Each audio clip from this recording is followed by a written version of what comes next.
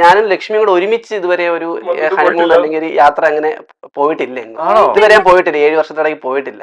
ഞങ്ങള് പോയത് ഒരു ടീമിന്റെ കൂടെ, ഒരു 8-10 പേരുള്ള മറ്റേ ഇതിന്റെ സിനിമയില്ലേ, അതേപോലെയാണ് ഞങ്ങള് ട്രിപ്പ് പോയത്.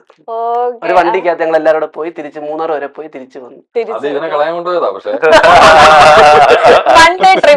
ട്രിപ്പ് അത്രേ ഉള്ളൂ, അല്ലാതെ ഞങ്ങൾ ഇതുവരെ പോയിട്ടില്ല. ഓക്കെ, വിഷ്ണു ചേട്ടനോ?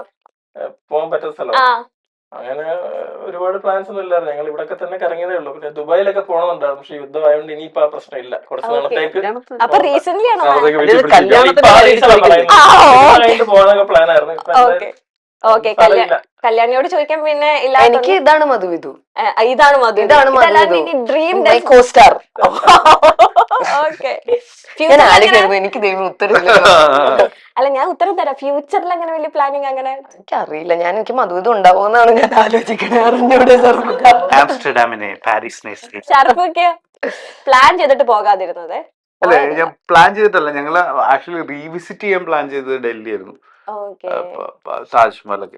പക്ഷെ അത് പോകാൻ പറ്റിയില്ല. ഓക്കെ, അസീസിക്കൊക്കെ ബെഡ്റൂം ബാക്കി സ്ഥലങ്ങളിലെല്ലാം അതിനകത്ത് മിസ്സിംഗ് ആയി. ഞാൻ അതിനകത്ത് റൂമിൽ ഇല്ലായിരുന്നു, ഞാൻ ഷോയ്ക്ക് പോയിരുന്നു. ആഗ്രഹിച്ചിട്ട് പോകാത്ത സ്ഥലം അതല്ലേ.